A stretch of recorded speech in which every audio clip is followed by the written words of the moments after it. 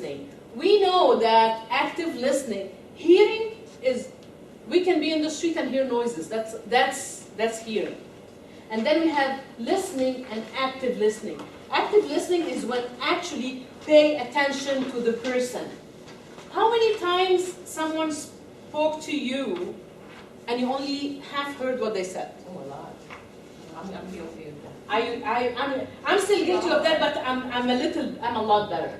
I mean, because that created even probably cold.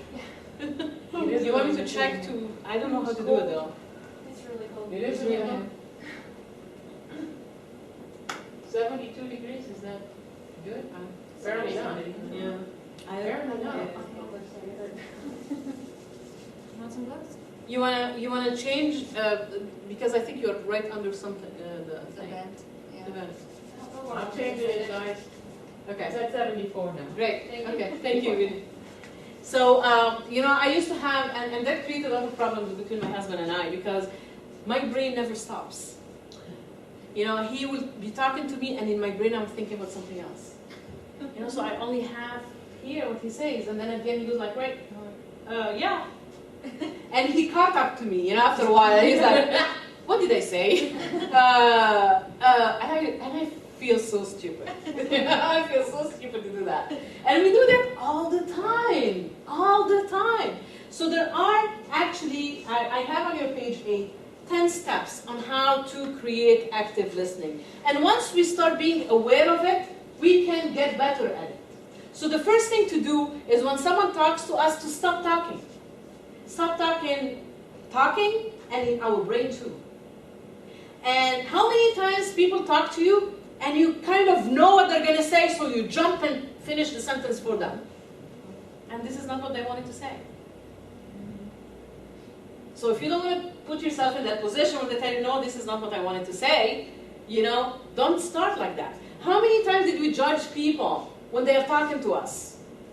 Oh, they have a tattoo. Oh, they don't speak good English. Oh, they have torn jeans on. They are too old, or they are too young, or it's a female, or it's a male. You know, how many times we judge people? We are very judgmental, so we need to, when someone talks to us, we actually need to stop all that. We need to suspend judgment. We need to suspend our own opinion. And we just need to listen, because we can learn from a 4-year-old. We can learn from anybody in this world.